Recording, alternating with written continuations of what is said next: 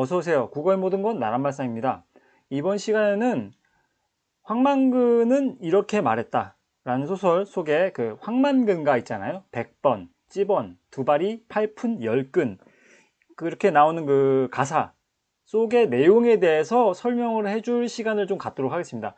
아무래도 교과서 속에 실린 문학작품이다 보니까 아무리 단편 소설이라 하더라도 싹둑싹둑 중간 부분이 중략된 상태로 이렇게 교과서에 실리기 때문에 여러분들에게 있어서는 가장 크게는 문학적인 어떤 감동이 반감되는 게 가장 커요. 사실 반감도 아니고 절반만 감동을 갖다 줄였으면 뭐 상관없겠는데 어마어마하게 감소를 시키거든요. 그래서 이 황만근가 속의 그 가사의 의미에 대해서 혹시 알고 싶은 친구들이 있을 것 같아서 상세하게 설명해 주기 위해서 강의를 따로 만들었습니다. 그래서 원하는 친구들은 이 부분을 갖다 듣고 황만근 씨가 이렇게 어렵게 살았고 황만근가의 가사 속에는 이런 그 슬픈 내용들이 담겨 있구나 라는 걸 좀 아는 시간이 되었으면 좋겠어요. 네. 그래서 이 가사 별거 없는데 100번 찌번 두바리 8푼 10끈이라는 가사가 왜 나왔는지에 대해서 하나하나 설명을 해줄게요. 뭐 필기할 것도 없고 그냥 한 사람의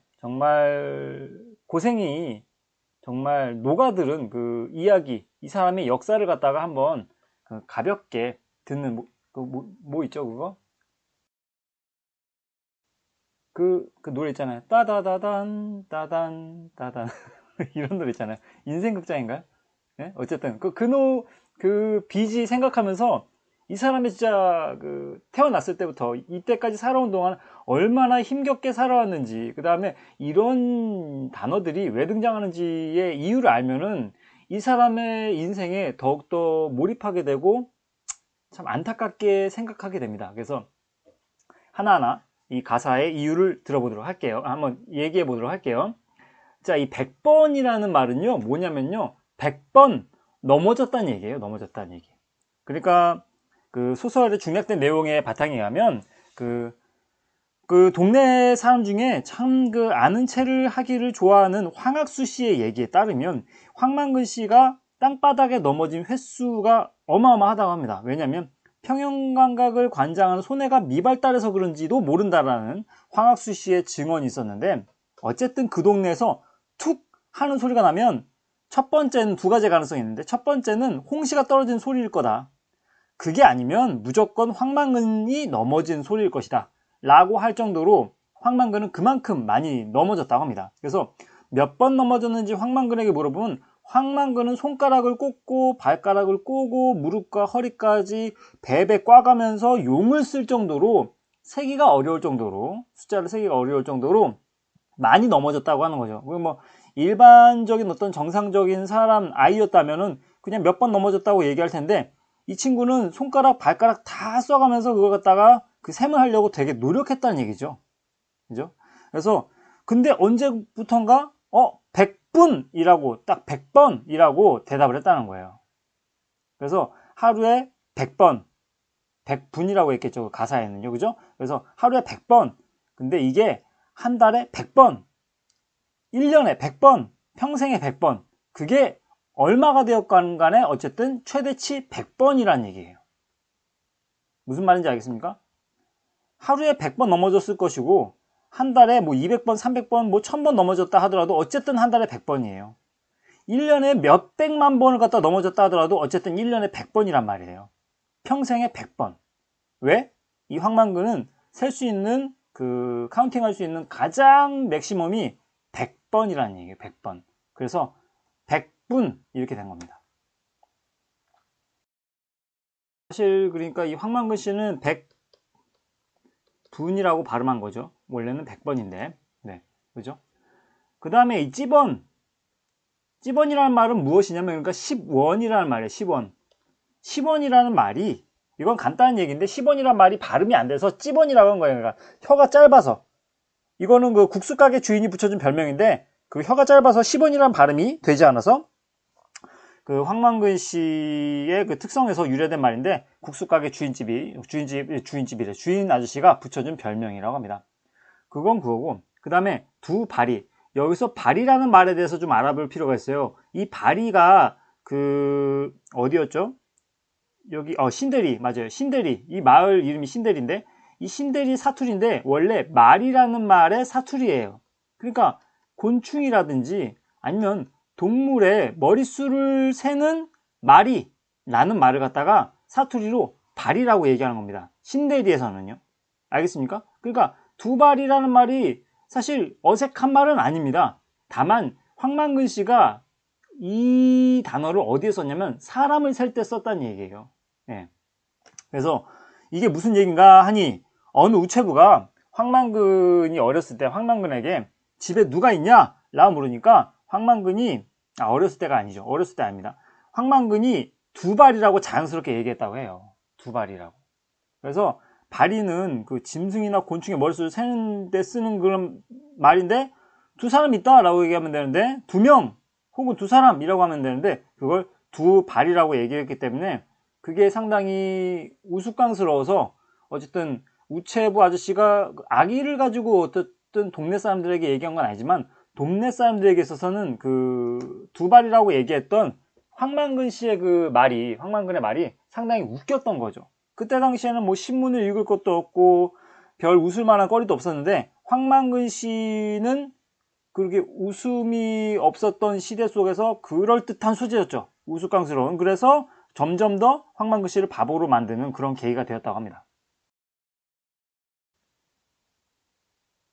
자, 그 다음에 이 팔푼이라는 이 뜻은요, 어디서 유래했냐면, 이 황만근 씨 아버지가, 그 전쟁 구경을 갔어요. 전쟁 구경, 어쨌든 그 포탄과 총알의 불빛과 소리를 구경하러 나갔다가 엉뚱하게 유탄에 맞아 사망했거든요. 그 소식을 들은 황만근의 어머니가 그 황만근을 8달째 뱃속에 품고 있던 때였어요. 그러니까 황만근은 뱃속에 있었을 때인데 8달째 되던 때에 그때 황만근의 어머니가 깜짝 놀라서 그 사망했다는 소식 듣고 깜짝 놀라서 벌떡 일어나면서 황만근을 아래로 빠뜨리는 바람에 라고 이렇게 책에 나와 있습니다. 그러니까 황만근을 그러니까 좀 약간 조심해서 다뤄야 되는데 갑작스럽게 벌떡 일어나는 바람에 그 아이가 나왔다는 얘기죠. 8달 만에. 10달을 꽉 채워서 나오는 걸 뭐 10분이라고 하기도 하고 어쨌든 100% 채워서 10달 나와야 되는데 이 중간에 8달을 채워서 나왔기 때문에 8푼이라고 하는 거예요. 8푼. 80% 8푼. 그럼 70% 7달 만에 나온 건 7푼이. 그 다음에 아예 5달 만에 나오는 거 그러니까 절반 만에 나오는 건 정말 이걸 반푼이라고 하는 거죠. 그래서 8푼이 80%, 70% 채우고 나온 애가 7푼이, 그 다음에 50% 반만 채우고 나온 애가 반푼이에요. 그러니까 얘가 가장 모자란 거죠. 이게 모자라고, 이게 모자라고, 얘가 가장 모자란 거예요. 그나마 덜 모자란 게 8푼이. 그래서 그 8달만 채우고 나와서 8푼이라고 부른 거예요. 알겠죠? 그래서 7푼이란 말 들으면 8푼이란 말보다도 더 과한 욕인 거고요. 반푼이라고 한다면 정말 아주 심한 욕인 거죠. 예. 그래서 이렇게 8달 만에 황만근이 나왔고 그 다음에 이 황만근이 15살 되던 때에 그때 할머니가 돌아가셨대요. 그러니까 할머니랑 엄마랑 그 다음에 황만근이랑 살고 있었는데 할머니가 15살 되던 때 그러니까 황만근이 15살 되던 때 할머니가 돌아가시고 그때부터 황만근이 어머니를 봉양했다는 것이죠. 모셨다는 거예요. 15살 때부터. 어마어마하죠? 그래서 황만근의 어머니가 좀 답답한 게 15살 될 때까지, 황만근이 15살 될 때까지도 밥을 어떻게 하는지 몰랐다는 얘기예요. 그러면 황만근의 할머니가 아마도 밥을 해주셨겠지. 그래서 무슨 짓을 하든 쌀을 구해오든 하는 것도 황만근이고, 쌀을 씻고 솥에 안 치고 불을 피우는 것도 황만근이 했고, 상에 밥과 반찬을 차려서 먹으라고 갖다 주는 것도 황만근이 했고, 물린 상을 들고 가서 설거지하는 것도 모두 황만근 씨가 다 했다는 겁니다. 15살 때부터 엄마는 아무것도 할 줄 모르고. 알겠죠?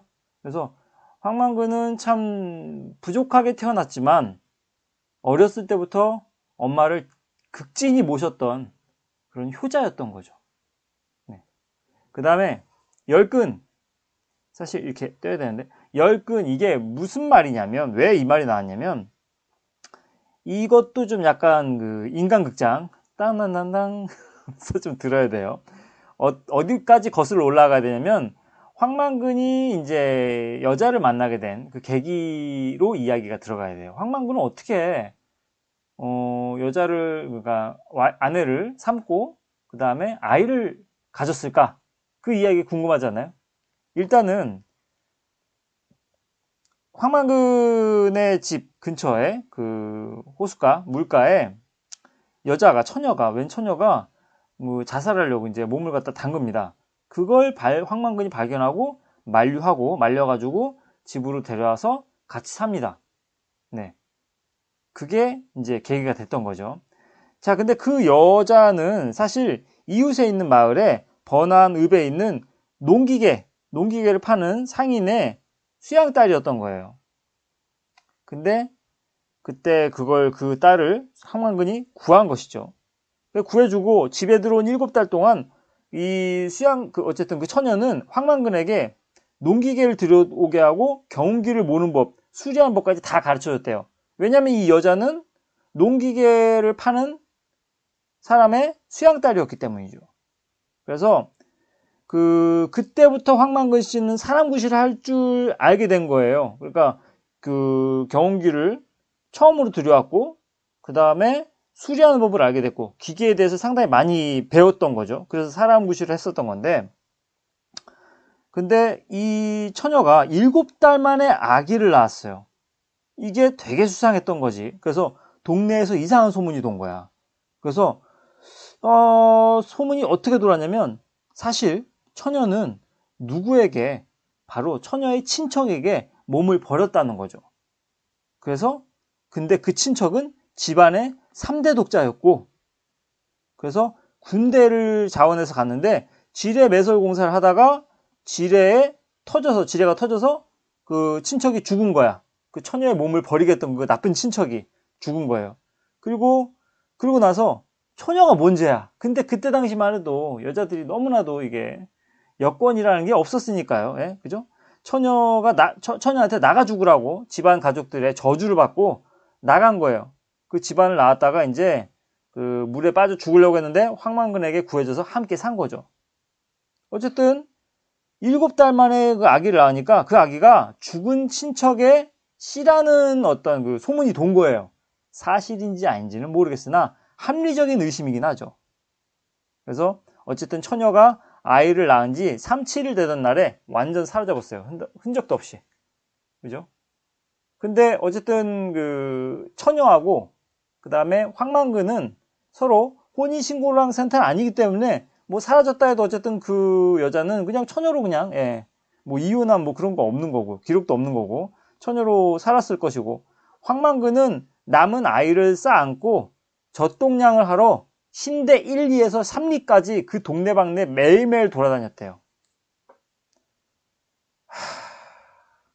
15살 때부터 엄마를 갖다가 봉양을 했던 이 남자. 근데 자기 아들인지 뭔지 모르겠으나 어쨌든 자기 아들이라 굳건히 믿고 신대 1, 2부터 3리까지 매일매일 돌아다니면서 젖동량을 하러 다니는 이 부성애. 정말 어마어마한 거죠. 이 사람의 삶은 정말 고난, 역경, 시련의 연속 그 자체였던 거예요.